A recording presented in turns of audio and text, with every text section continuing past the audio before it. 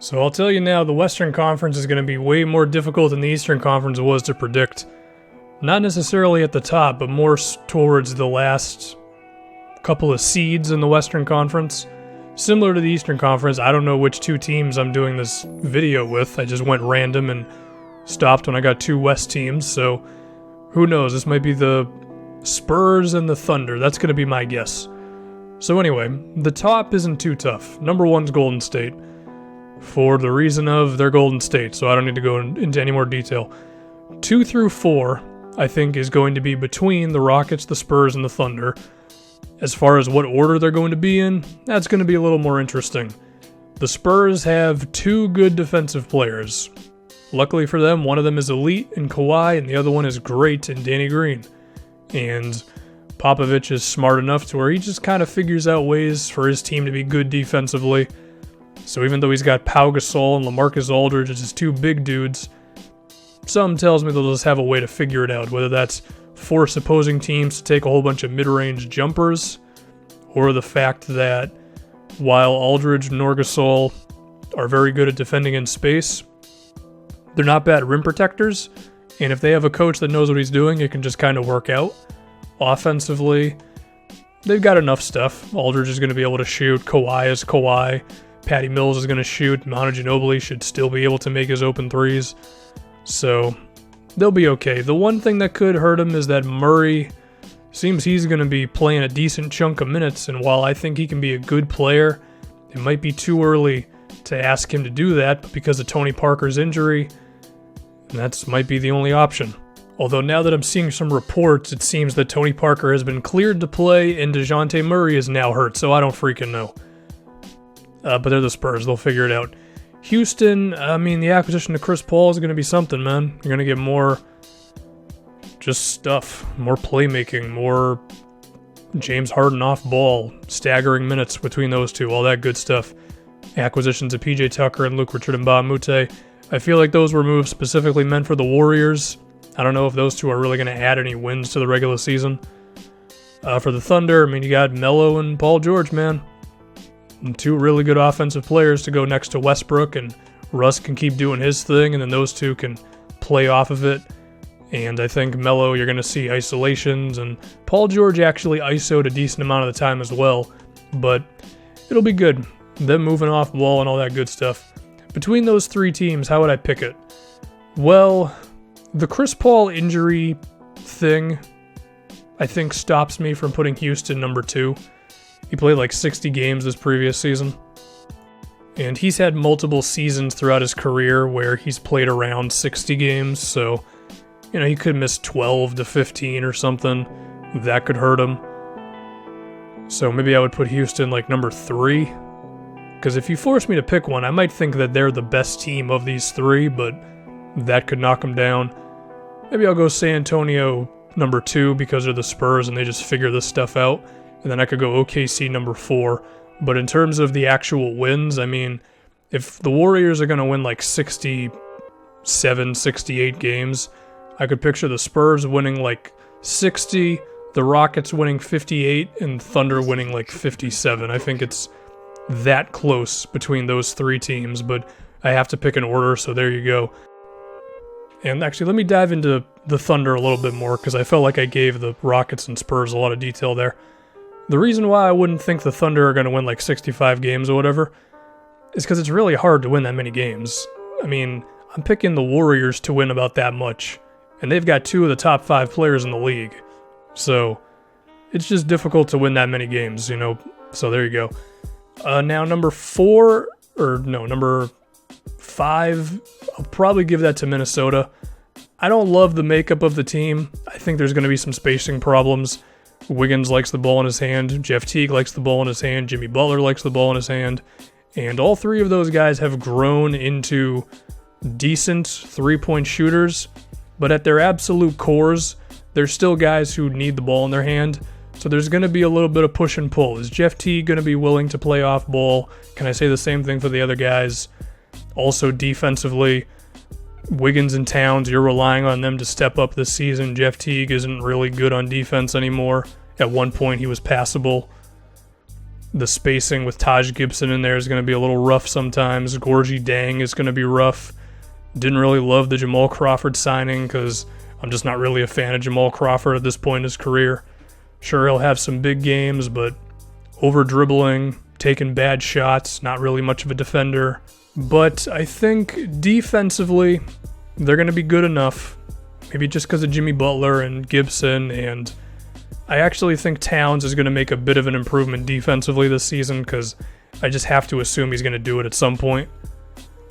And I think they're just going to be good enough, and they're just going to do it on talent, even if sometimes it's not going to be the most beautiful thing in the world. Here's the tough part. 6 through 8. There are many teams that you could rationalize putting into these last 3 spots.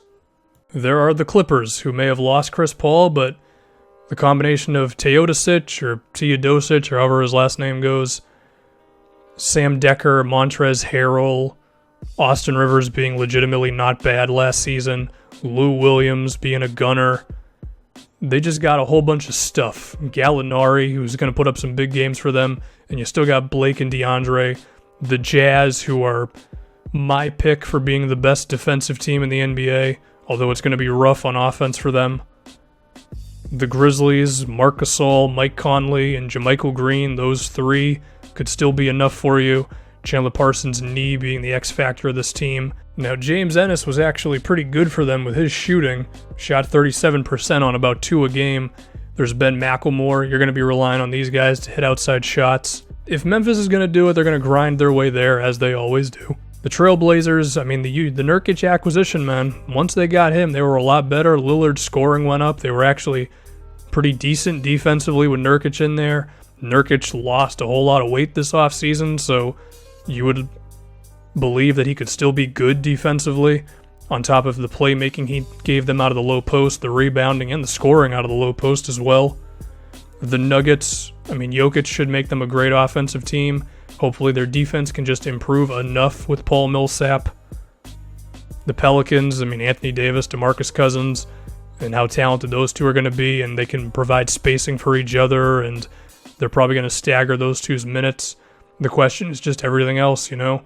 Is Rajon Rondo going to give them winning basketball on both sides of the floor? Because defensively, the dude has fallen off, and offensively, he still really doesn't provide any spacing. Like, I understand he shot 36% from 3 or something, but teams still leave him wide open, and the only time he's going to shoot it, if he's on an island and no one is around him, then he'll shoot it.